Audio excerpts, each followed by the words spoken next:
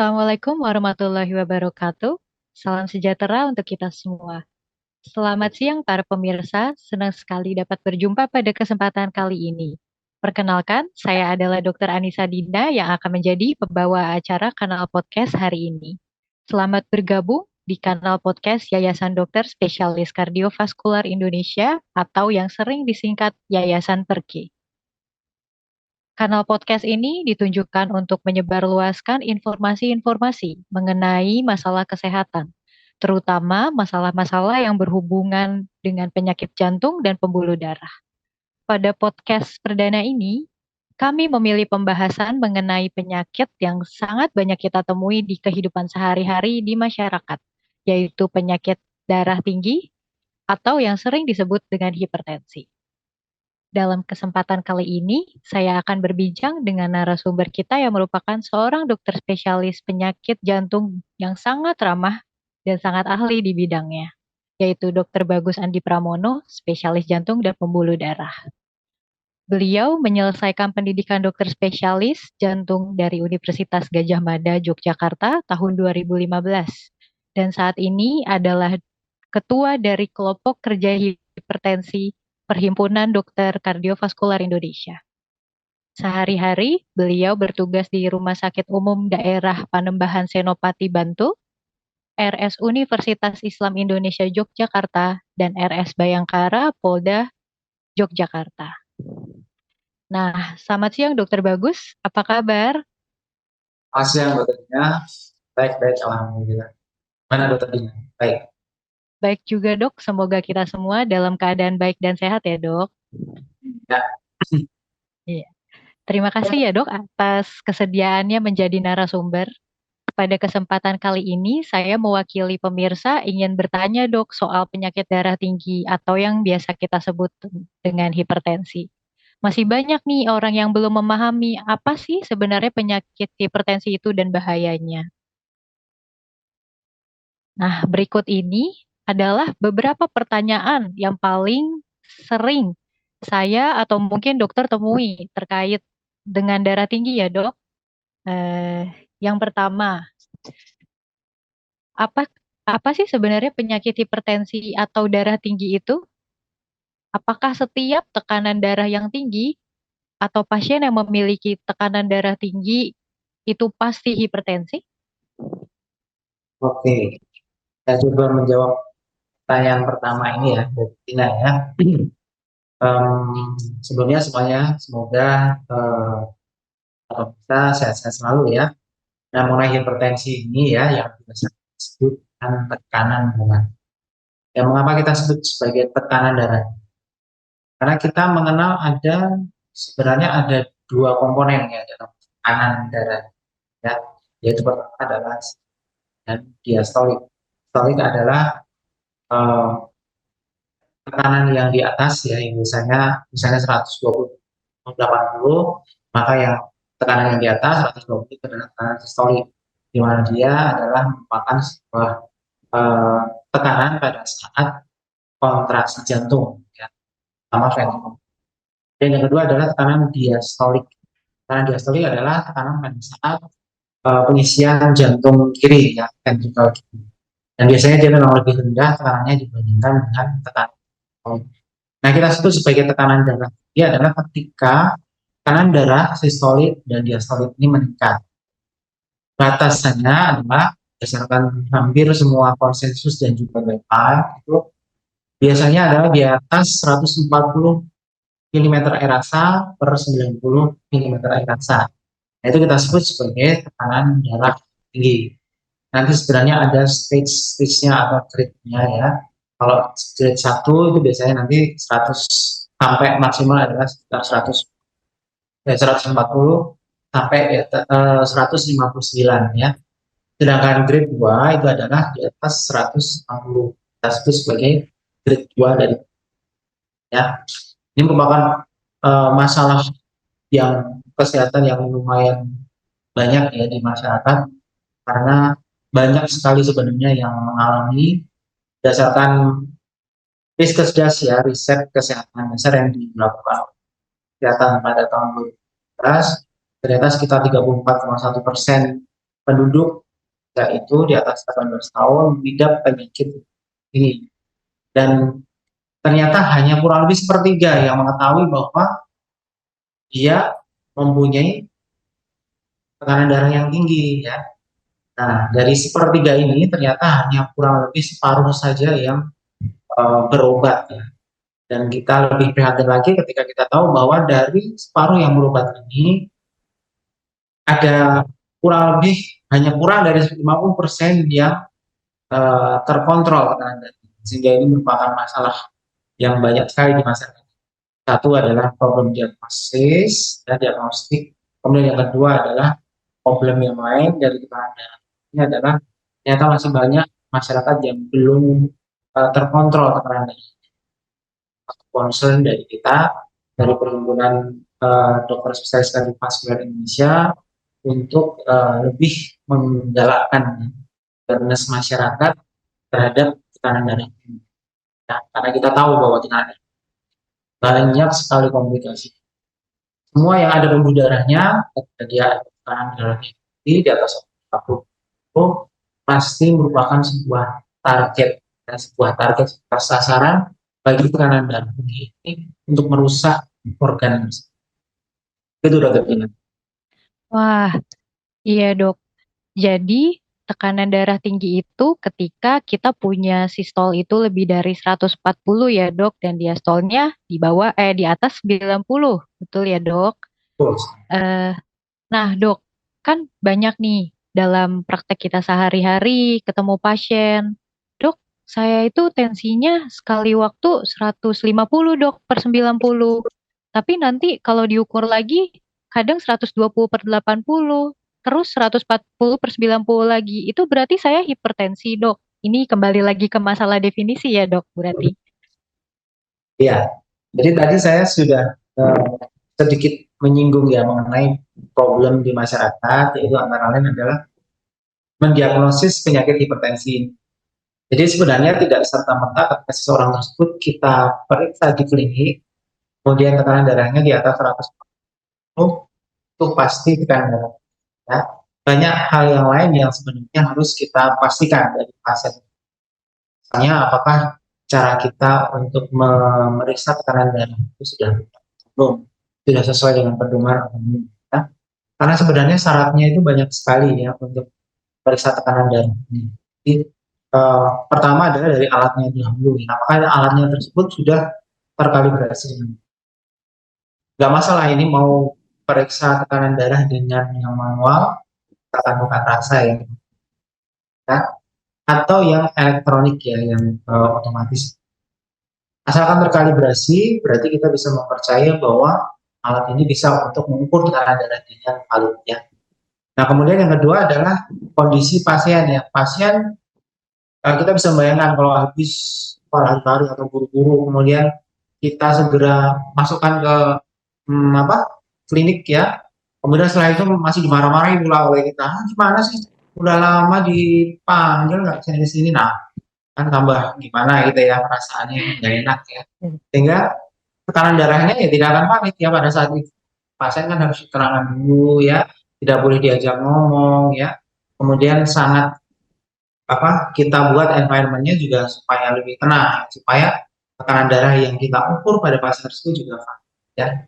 Sehingga perlunya pemeriksaan tekanan darah itu bukan hanya satu kali, 2 kali minimal ya, pada jarak kurang lebih sekitar 1 sampai 2 menit. Itu adalah yang dianjurkan oleh International Society. Ya kita harus hati-hati ya ketika tekanan darahnya segitu, kita harus pastikan bahwa ini bukan yang kita sebut sebagai white coat hypertension atau hipertensi. Kalau ketemu kita jadi stres pasiennya, dia tekanan darahnya otomatis dia tinggi. Itu dok. Iya dok, jadi masih banyak miss juga ya dok dalam persepsi pengukurannya. Kan kadang kita ketemu cuman sekali gitu. Tensi, waduh 150 per 90, tapi ternyata mungkin pasiennya habis lari atau lagi tegang gitu ya dok ya. Baik, saya boleh lanjut ke pertanyaan berikutnya ya dok. Nah, pertanyaan berikutnya ini juga yang sering sekali mungkin saya atau dokter temui. Seperti apa sih gejala penyakit hipertensi? apakah kita bisa tahu tanpa mengukur bahwa kita hipertensi atau tidak? Misalnya, aduh, kepala saya sering sakit, tengkuk saya sering tegang. Apakah itu saya hipertensi, Dok? Kan sering sekali dihubungkan seperti itu. Nah, bagaimana, Dok? Jadi Dina ya, kita eh, biasanya kalau kita sebagai dokter itu ketika berusaha untuk menegakkan diagnosis seseorang, pasti kita kan bertanya-tanya, ya kan? Kita sebut sebagai, ya kan? Nah itu biasanya yang kita tanyakan adalah gejala dari pasien. Ya, apa yang dirasakan ya Pak ya? Keluhannya apa? Ya? Nah uniknya untuk hipertensi ini kadang-kadang memang tidak bergejala, sehingga kita sebut sebagai the silent killer. Hipertensi itu adalah silent killer atau pembunuh yang diam-diam. Karena apa? Kadang-kadang memang tidak ada tanda dan gejalanya sama sekali ya. Walaupun ada juga yang beberapa yang menyebutkan bahwa ketika tensinya tinggi biasanya tengkuknya nyeri atau tegang atau apa kaku begitu ya. Kemudian yang lain mungkin ada yang mengatakan berdebar-debar, sesak napas, ya, ngos-ngosan ya. Nah itu bisa saja seperti itu. Atau nyeri dada juga. Tapi biasanya yang paling sering dirasakan itu adalah nyeri atau serasa kaku ya di belakang leher atau ya. Walaupun sekali lagi itu bukan satu-satunya gejala dan tanda. Bisa tanpa gejala, ya harus hati-hati. Kita harus uh, dengan bijak ya memeriksa tekanan darah kita ya. Nanti sudah ada kok dari pedoman dari INAESA dan juga International Society of Hypertension, dari perhimpunan juga kami itu juga sudah ada waktunya ya, kapan dengan waktunya ketika kita memeriksa tekanan darah rentangnya ya. Misalnya normal ya, 130 per 80 misalnya kan itu kan masih dalam batas sama. Maka kita bisa mengulang lagi kurang lebih sekitar 4 sampai 3 tahun. Ya. Tapi ketika kita pada saat itu ada tekanan darah yang tinggi ya, misalnya 150 per 90, maka kita anjurkan untuk next visit. Next visit itu bisa 7 hari, bisa 1 minggu, bisa 10 hari ya. Nah, pada saat itu coba kita ulang lagi tekanan darah. Mungkin pada saat kita ketemu pertama kali masih nervous, belum bisa bercandaan dengan kita sehingga masih sangat tegang. Nah, pada next visit diharapkan sudah mulai lebih cair suasananya sehingga mungkin tekanan darahnya juga sudah mulai normal. Dengan memperhatikan juga ya syarat-syarat untuk pemeriksaan tekanan darah yang optimal itu bagaimana. Itu. Jadi memang banyak sekali keluhan yang dirasakan itu berupa nyeri tengkuk ya dok, atau mungkin nyeri kepala. Tapi sebenarnya hipertensi itu adalah salah satu silent killer yang tidak ada gejalanya dan diam-diam ya kita menderitanya ya dok gitu. Oke dok. Terus Aduh, menarik sekali ya dok. Ini semakin semakin digali, semakin masyarakat harus diingetin juga berarti. Nah, selanjutnya dok, sebenarnya penyebab hipertensi itu apa sih dok? Dan siapa saja yang sebenarnya riskan untuk eh, menderita hipertensi?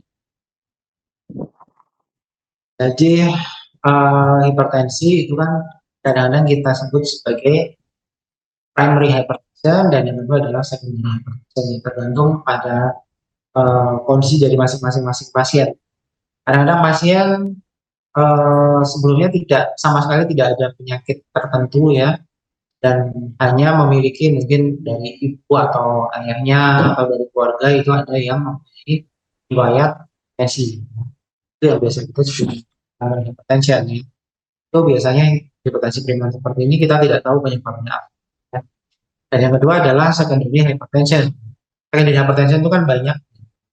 Jadi eh, namanya secondary dia pasti ada primary-nya ya kan. Primary-nya bisa dari penyakit jantung ya.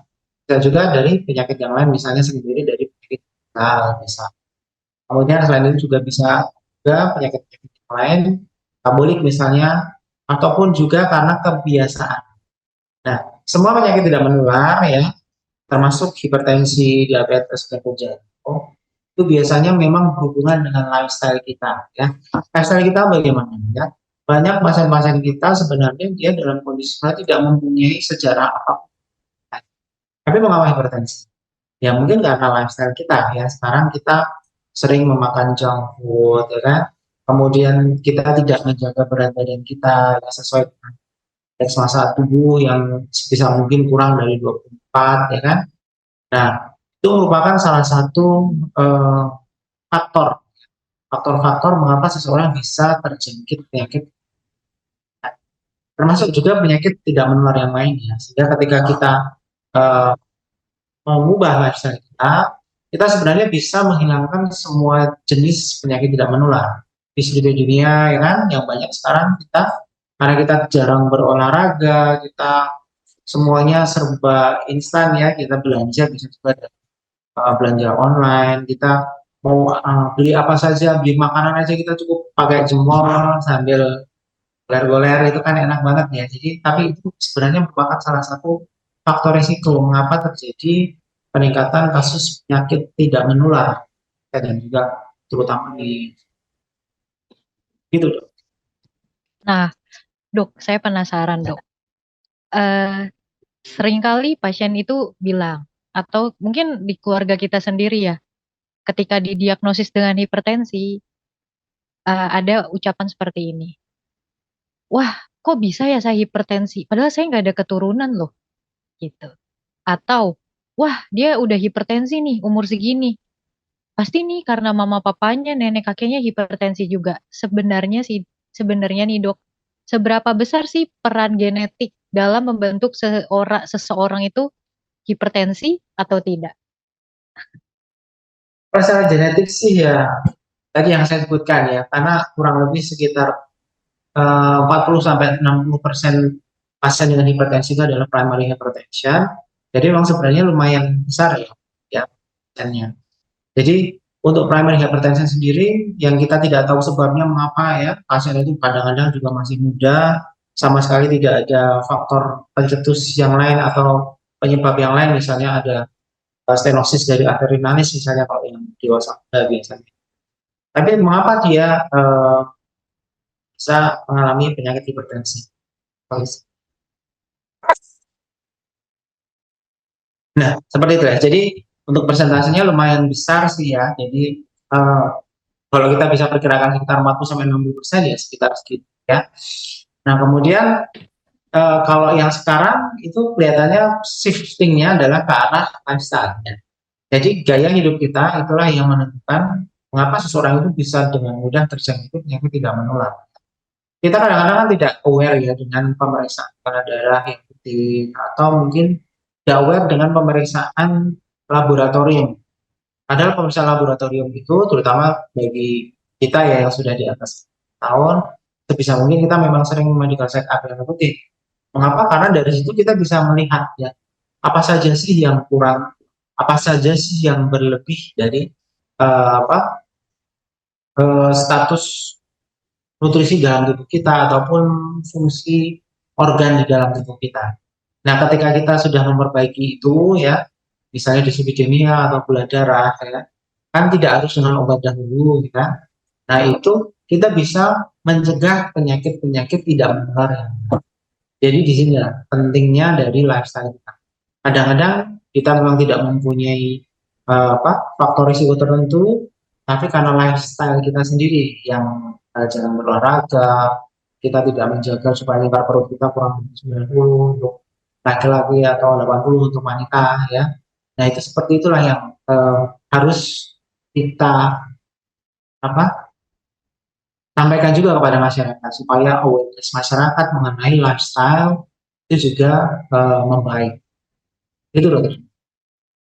Nah, baik dok, berarti porsi untuk kejadian hipertensi itu sekarang lebih ke karena gaya hidup kita ya dok, yang serba mudah, serba gampang, jadi semuanya praktis, tidak banyak menggunakan aktivitas fisik gitu ya dok ya.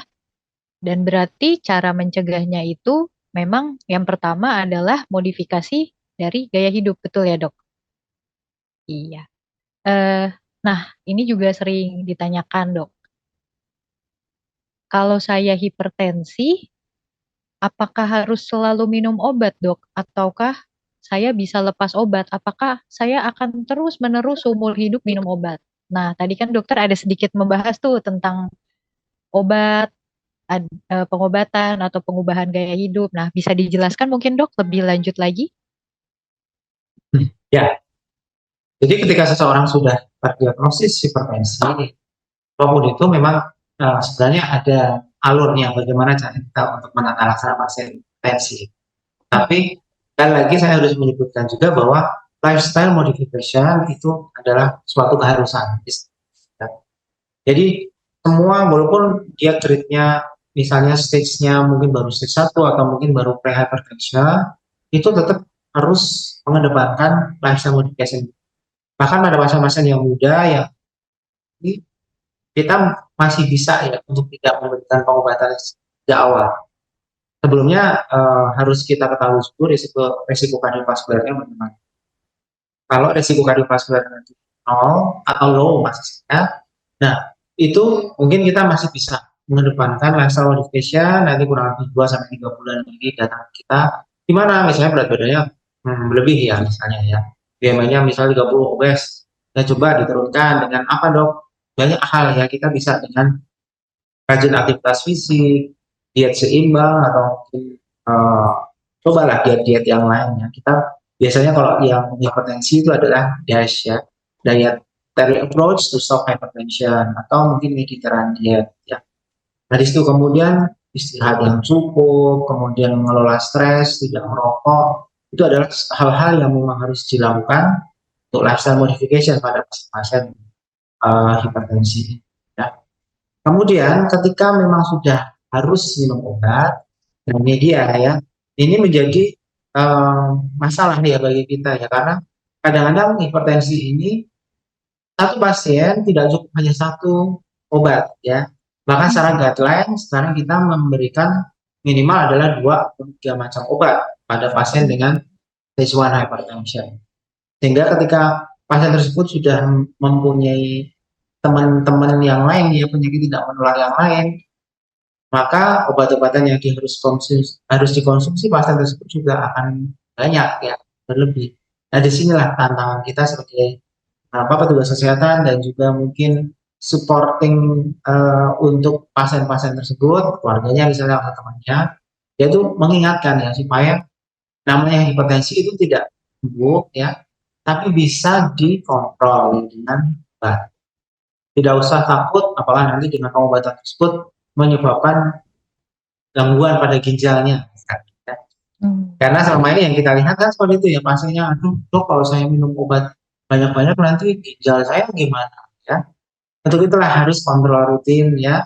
Ketika obat habis, kontrol. Nanti ketika di mana rumah sakit, pas kita berusaha untuk mengedepankan supaya pasien ini safe ya dengan pengobatan yang kita berikan. Bisa dengan pemeriksaan laboratorium yang berkala ya, terutama fungsi ginjal, fungsi hati, karena beberapa obat tersebut juga dieliminasinya adalah di ginjal atau di hati. Ya. Kemudian selain itu juga untuk melihat apakah sudah terjadi komplikasi pada pasien tersebut ya. Karena komplikasi inilah yang kita takutkan dari hipertensi. Apakah komplikasinya ke jantung, biasanya di penyakit jantung koroner atau penyakit gagal jantung misalnya, atau di otak misalnya menjadi tanda-tanda apakah ada stroke atau mungkin mati di situ ya. Kemudian dari mata juga bisa kita lihat ya, ada gangguan pada retinanya, kabur misalnya pandangannya. Kemudian nah disitulah pentingnya ketika kita mengkonsumsi obat-obatan dengan benar dan hipertensinya terkontrol, maka kita menjaga organ-organ lain di badan kita supaya tidak terjadi komplikasi. Jadi kita sebenarnya memasukkan obat itu kan juga dengan bijak ya kan, tidak semua obat kita masukkan ya. Terutama ada pasien kita, masa ya sih kita ingin membuat pasien hipertensinya sembuh tapi dengan gagal ginjal ya nggak mungkin ya kan. Jadi Iya, yang paling penting pada pasien dengan hipertensi adalah harus semangat ya, tetap lifestyle modification, dan yang paling penting adalah itu tadi konsumsi obat-obatannya tetap dilanjutkan supaya tidak terjadi komplikasi. Gitu loh tadi. wah, menarik dok. Nah, berarti ini sekali lagi saya tegaskan ya dok, Jadi minum obat darah tinggi itu tidak merusak ginjal, ya Ya, dok ya. ya. Sebaliknya, apakah malah kita jadi sayang sama ginjal kita ya dok, kalau misalnya minum obat darah tinggi, betul gak dok? Ya, betul sekali. Ketika kita sayang pada tubuh kita, pada ginjal kita, maka kita harus mengelola beberapa penyakit yang menyebabkan kerusakan pada organ penting atau vital tersebut ya. Salah satunya adalah ginjal tadi. Jadi ketika kita masukkan obat hipertensi kita terkontrol, insya Allah juga pasti akan menjaga badan kita supaya tidak kemana-mana komplikasi. Gitu dong. Baik-baik dok. Nah, ini juga, ini agak saya sering temukan ya dok pertanyaannya, karena mungkin berkaitan dengan praktek sehari-hari. Gini dok, kan dari dulu kita selalu kenal dengan ungkapan, jangan banyak makan garam, jangan banyak makan asin-asin, nanti darah tinggi. Atau, dok, saya darah tinggi, saya udah nggak boleh ya makan yang asin-asin ya dok. Nah, sebenarnya itu benar nggak dok? Dan jika memang ada korelasinya antara garam dan darah tinggi, kira-kira sehari boleh makan berapa sih dok? Tuh, seberapa banyak garam yang boleh kita konsumsi? Gitu. Jadi garam itu memang berhubungan dengan penyakit hipertensi ini. Jadi bahkan dari Kementerian Kesehatan sendiri juga sudah ada apa, kampanye ya untuk mengurangi garam, gula dan minyak. Ya. Nah khusus untuk garam itu dibatasi sampai 5 gram ya, per hari. Kalau 5 gram itu kurang lebih sekitar 1 sendok teh ya. Nah itu untuk satu individu, untuk satu keluarga ya. Karena kita biasanya kalau masakan satu keluarga ya. Nah itu di situ kan terbagi menjadi beberapa porsi ya. Jadi ketika kita memberikan misalnya satu sendok teh garam pada sayur satu panci begitu, itu kan mungkin untuk masing-masing orang yang mengkonsumsi tidak akan sampai 5 gram. Nah itu sebenarnya yang kita masukkan itu yang maksudnya yang berhubungan dengan hipertensi garamnya, tapi natriumnya. Sehingga ada batasan dari WHO juga bahwa batasan natrium yang boleh dikonsumsi oleh masyarakat itu adalah kurang lebih sekitar 2,3. Jadi kurang lebih ya sekitar, nah kita tahu bahwa 5 gram itu tadi 5 gram garam itu biasanya mengandung kurang lebih sekitar kurang dari 2,5 gram natrium. Mengapa natrium ini penting ya? Karena dia pasti akan berhubungan dengan channel natrium ya, pompa natrium yang biasanya akan menyebabkan berhubungan dengan konstriksi dan juga dilatasi menyempit dan juga melebarnya pembuluh darah. Itu kan dibutuhkan pompa-pompa tersebut ya. Sehingga ketika natriumnya uh, berlebihan di dalam tubuh, maka dia juga akan memicu, dia akan terlalu sering untuk berkontraksi ya, sehingga dia akan mengalami konstriksi. Nah, ketika konstriksi ini, ketika menyempit pembuluh darahnya, maka jantung juga akan mendorong atau mengepusnya juga akan lebih berat. Ya, tekanannya akan cenderung lebih dibandingkan uh, yang tidak terlalu banyak konsumsi natrium. Gitu. Kemudian yang kedua yang harus diperhatikan pada konsumsi natrium itu atau salt ini ya secara umum. Orang Asia itu cenderungnya memang salt sensitif ya, beberapa penelitian yang menunjukkan seperti itu ya. Nah, salt sensitif ini udah orang Asia ya, kita orang Asia sudah salt sensitif, kita suka makanan yang gurih dan asin ya. Jadi itu merupakan suatu paduan yang dahsyat sekali ya. Sehingga kita memang cenderungnya akan tekanan darahnya akan lebih tinggi gitu. Sehingga memang kita harus hati-hati sebagai orang Asia trade Asia ya. Saya tidak tahu apakah kita Indonesia itu termasuk yang diteliti itu ya, tapi kita memang harus hati-hati pada kemungkinan rasa sedikit. Yang paling penting pada garam adalah dengan trade kita yang orang Asia, bahwa kita memang lebih sensitif terhadap garam sehingga harus gitu dong. Baik dok. Jadi saya boleh ya dok bilang sama ibu-ibu gitu kalau ada yang nanya sama saya, dok batasan garam sehari berapa dok? Ya 5 gram ya dok, atau Ya, setara 1 sendok teh dalam 1 hari. Betul ya dok ya? terus Ya. Dan itu dimasak untuk satu keluarga ya dok baiknya ya, bukan cuma satu orang doang. Hmm. Ya kalau akan lebih bagus kalau garam memang yang individual ya kan. Maksudnya adalah garam meja gitu ya. Jadi kita bisa tahu Ah, takaran kita. Kan selama ini kalau kita ini dipandang tidak praktis ya karena ya sudah nanti kalau misalnya eh, masak ya untuk satu keluarga ya langsung dimasukkan garam. iya dok, Jadi istilah garam baik-baik. meja itu kan memang masih sangat jarang ya di Indonesia. Karena memang intinya adalah untuk mengurangi konsumsi garam yang berlebih. Mhm. Baik dok kalau gitu. Nah, ini berhubungan lagi ya dok dengan tadi kan kita sudah sempat singgung-singgung ya untuk menyayangi organ tubuh kita. Kalau kita punya darah tinggi ya sebaiknya minum obat atau mungkin lifestyle changes, perubahan gaya hidup tapi dengan indikasi-indikasi tertentu. Nah, untuk pasien yang sudah rutin minum obat, apakah bisa sembuh atau hanya terkontrol saja? Itu sering ditanyakan dok.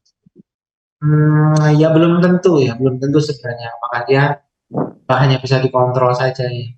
Tergantung pada kondisi pasien tersebut. Apakah dia memang secondary hypertension atau primary. Ya. Ketika dia secondary, ketika primernya atau awalnya itu bisa kita kendalikan, intensinya bisa sembuh ya. Atau yang lain, misalnya karena dia memang masalahnya adalah karena banyak ya yang berat badan berlebih itu menyebabkan tekanan darah tinggi ya. Kemudian setelah dia berdiet lah berjuang untuk menurunkan indeks massa tubuhnya sampai mendekati normal ya 5 atau 4 itu, kemudian tekanan darahnya ternyata juga turun ya. Nah disitulah. Nah pada saat kondisi seperti itu mungkin memang tidak diperlukan lagi minum obat-obatan hipertensi. Tapi ketika memang ada pasien yang lain kondisinya ya kayak ulang. Jadi pada kondisi pasien yang lain itu ada yang memang sudah memakai bermacam-macam obat ya. Kita tahu bahwa kelas obat atau golongan obat anti hipertensi itu banyak sekali ya. Ada alpha blocker, ada beta blocker, ada transitor, kemudian yang lain juga ada kadang-kadang kita menggunakan obat ya. Nah itu kemudian selain itu juga kita bisa melihat ada diuretik ya, diazid atau furosemide ya yang bisa kita masukkan pada pasien. Ada yang sudah pakai prima kontrol. Nah, pada saat tersebut ya, memang pasien tersebut memang hanya bisa terkontrol dengan macam-macam obat dan biasanya juga akan susah untuk turun ya. Dan kemudian selain itu juga kita harus memperhatikan juga ada kondisi yang lain ya, stres ya, psikososial atau psikis ya, itu kadang-kadang juga bisa menyebabkan seseorang untuk mengalami hipertensi. Ada beberapa pasien saya yang seperti itu ya ketika dia cemas ya atau dia mempunyai masalah dengan lingkungannya, dia cenderungnya tensinya tinggi. Tapi ketika sudah bisa dia selesaikan, bisa dia kelola stres tersebut, ternyata tekanan darahnya bisa turun. Nah, kondisi seperti inilah yang harus kita jelaskan juga kepada masyarakat ya kepada pasien bahwa sebenarnya ini hanya bisa dikontrol dengan obat yang tidak ada yang sembuh kecuali secondary hypertension. Secondary hypertension berarti prime-nya ketika dia sudah terkontrol dengan baik maka juga saja menyebabkan kesembuhan dari penyakit. Baik, baik-baik dok. Nah, mungkin ini pertanyaan yang cukup sering ditanyakan lagi dok. Ini saya banyak, sepertinya banyak sekali di pikiran saya. Pertanyaan-pertanyaan dari pasien-pasien dulu ya dok, sejak praktek di klinik, sekarang di rumah sakit. Ini masih sering ditanyakan. Dok, saya itu ingin mencegah atau memperbaiki hipertensi saya dengan aktivitas fisik. Tapi saya nggak bisa tuh kalau nge-gym. Saya nggak bisa olahraga yang berat-berat. Sebenarnya olahraga yang bisa saya kerjakan itu apa sih dok? Yang praktis deh sehari-hari bisa saya kerjakan. Saya juga nggak punya banyak waktu dok. Gimana ya dok? Gitu. Itu sering sekali dok saya tanya. Saya ditanyakan seperti itu. Jadi mengenai olahraga ya, sebenarnya aktivitas fisik apapun itu bisa kita masukkan ke dalam eh, lifestyle modification. Nah, kalau sebelumnya kita memang kegiatan kita cuma tidur-tiduran saja ya, goleran aja ya, mungkin kita harus mulai aktif ya. Ya, mulai aktif itu maksudnya adalah dengan ya apapun yang bisa dilakukan ya. Misalnya ketika kita bisanya cuma berjalan kaki ya, jalan kaki tidak harus brisk walking ya, karena yang sebenarnya yang kalau yang untuk yang olahraga kaki itu kan jalan kaki yang cepat ya dan tidak berhenti. Misalnya selama kurang lebih kan untuk exercise ya, aktivitas fisik itu kurang lebih adalah sekitar 30 menit dalam sehari, minimal selama 5 kali dalam seminggu, sehingga totalnya adalah sekitar 150 kali 150 menit dalam seminggu, dan itu adalah yang moderate intensity. Moderate intensity itu yang tadi seperti misalnya jogging yang slow aja. Kemudian yang lain adalah misalnya brisk walking yang jalan cepat, itu memang lebih bagus ya. Ada itu efeknya juga sama dengan jogging. Kemudian yang lain olahraga kardio yang lain misalnya skipping. Nah, kemudian yang lain adalah bisa berenang ya, bersepeda, apapun itu asalkan kita memang sudah memulai sejak awal ya dengan niat bahwa kita memang ingin menjadi lebih sehat lagi, ya sudah, no excuse bagi kita ya. Mau apapun itu aktivitasnya asalkan dia memulainya sekarang juga, saya rasa itu bisa menjadi awal kita untuk menjadi pribadi yang lebih sehat. Terutama bisa kita bebaskan diri dari berbagai penyakit tidak menular dan risiko yang menyebabkannya ya. Karena kita ini menjadi sebuah penyakit yang sudah endemik ya di mana-mana ya, bahwa eh, obesitas dan juga eh, ketidaksesuaian aktivitas ya kita ya, aktivitas fisik kita sangat minimal sekali, sementara yang kita makan banyak sekali ya, kecukupan kalorinya sangat cukup sekali tapi yang keluar juga sedikit ya, sehingga eh, pasien tersebut atau pribadi tersebut juga pasti akan mengalami risiko yang lebih tinggi untuk mengalami penyakit-penyakit di itu ya. Jadi apapun olahraganya asalkan kita memang bisa 30 menit dalam sehari, 5 kali dalam seminggu, moderate intensity, maka itu bisa kita lakukan. Jadi sebenarnya selama kita sudah ada inisiatif untuk mengubah dari yang diam jadi bergerak, itu sebenarnya udah oke banget ya dok ya. Eh, izin tanya dok, kalau misalnya aktivitas pekerjaan rumah tangga seperti nyapu, ngepel, itu masih bisa dihitung nggak dok? Sebagai aktivitas yang bisa dipertimbangkan untuk kesehatan jantung dan pembuluh darah. Ya, jadi kalau olahraga yang seperti itu kan memang tidak terukur ya. Kita tidak tahu berapa apa dalam berapa menit itu, kalau misalnya dia menyapu itu kan kadang berhenti, kadang memperbaiki atau membereskan sesuatu ya kan. Itu kan Hmm. menurut saya kan itu kurang terukur ya. Dibandingkan dengan misalnya Hmm. naik turun tangga kan itu jelas terukur. Nah, Misalnya Dr. Dina kan tinggal di apartemen ya, lantai berapa? lantai 16 tuh. Nah, lantai 16 dari atas ke bawah, terus nanti naik lagi. Nah, itu sudah sangat bagus sekali, dok ya. Itu lebih dari moderate intensity ya. Nah, tapi kalau yang pekerjaan rumah tangga ya, memang itu sudah merupakan sebuah aktivitas fisik yang sangat bagus ya kan, daripada tidak melakukan aktivitas fisik sama sekali. Paling tidak kita tetap menggerakkan otot-otot di dalam tubuh kita kan. Itu pasti ada kalori yang keluar dari kita menghormati ya orang yang individu yang tetap melakukan aktivitas seperti itu walaupun hanya untuk kerjaan rumah tangga. Tapi akan lebih bagus lagi ketika itu adalah sebuah yang bisa kita ukur, yang moderate intensity, misalnya seperti tadi jogging. Nah, sekarang banyak sekali ya klub-klub running ya, bersepeda. Iya.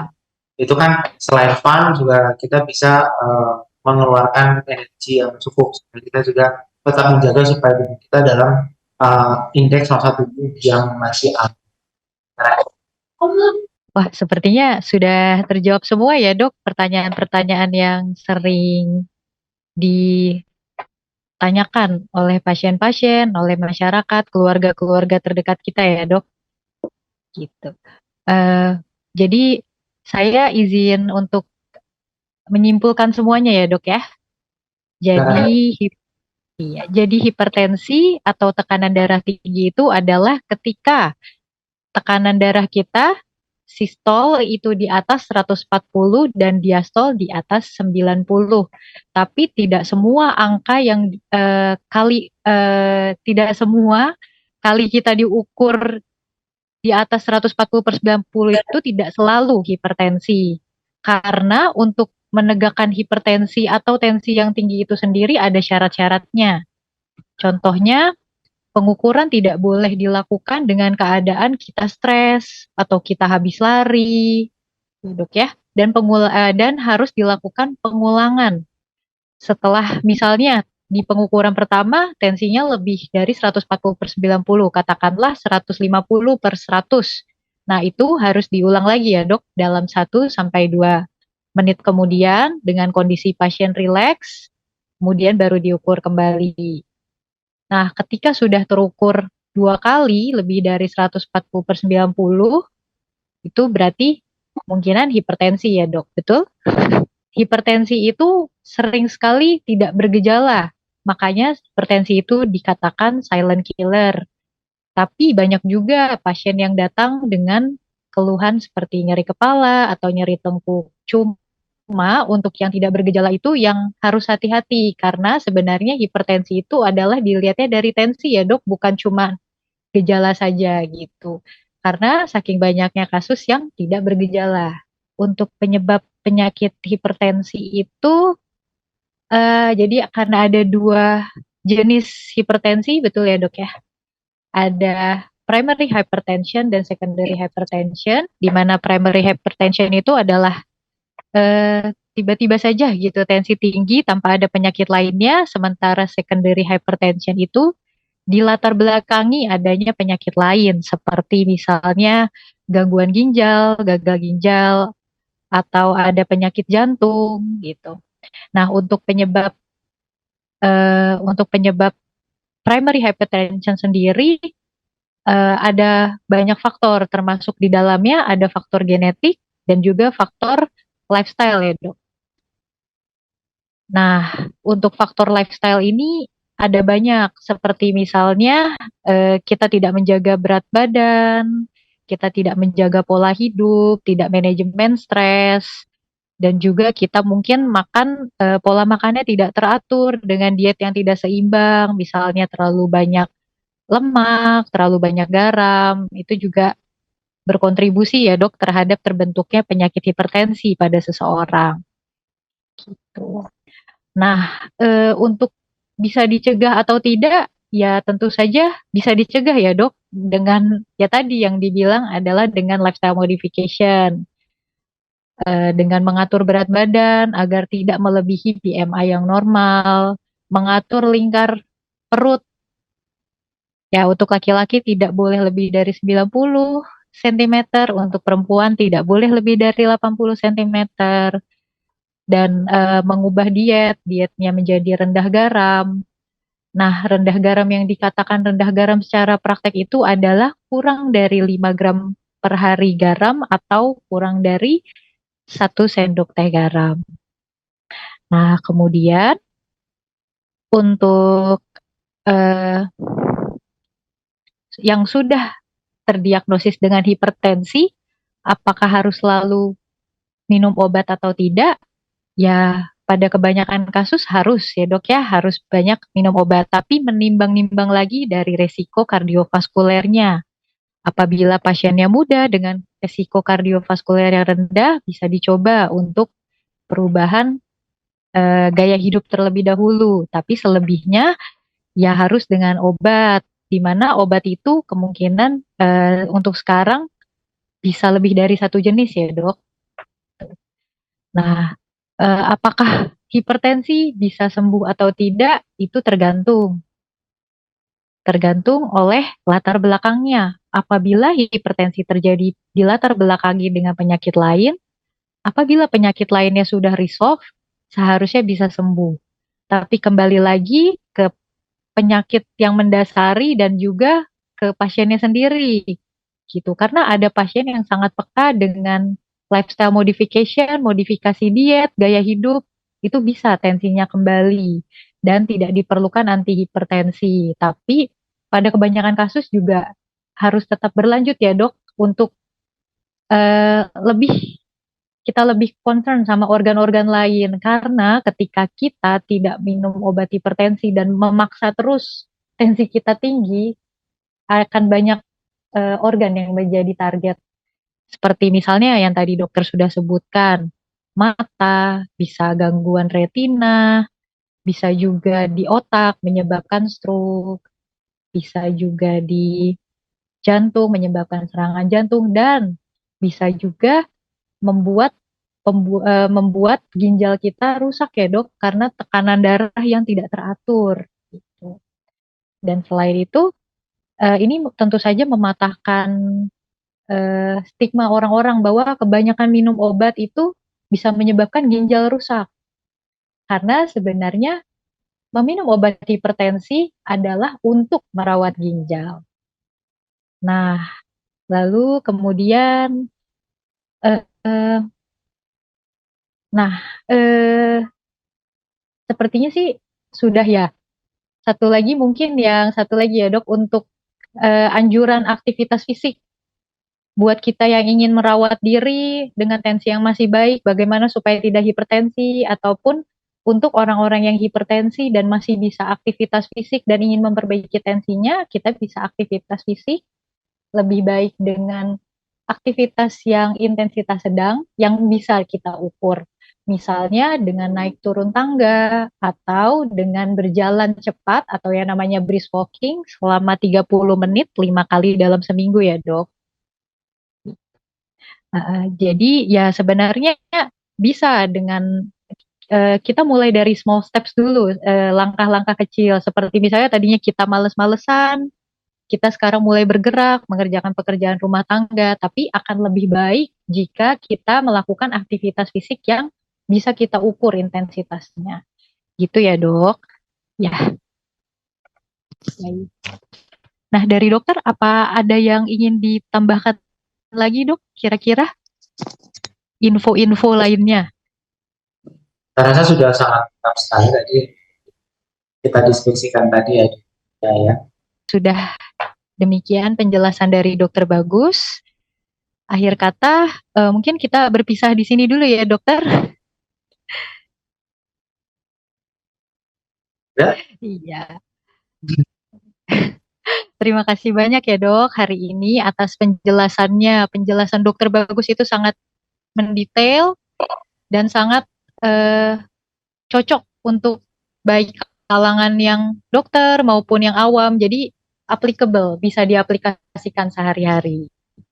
Semoga ya. Demikian pemirsa. Iya, semoga dok.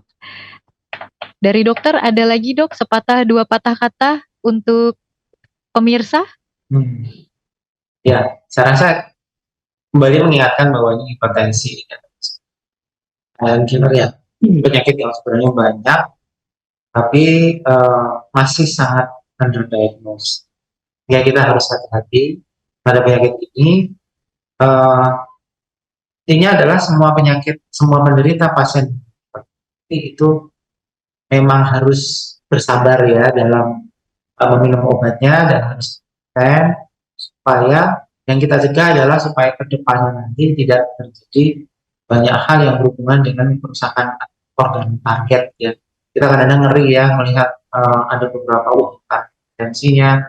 Ada satu pasien yang tensinya sangat tinggi sekali, ternyata sampai ke serangan jantung, ya itu kan sangat sayang sekali ya. Pada rasa itu tetap semangat, tetap sehat.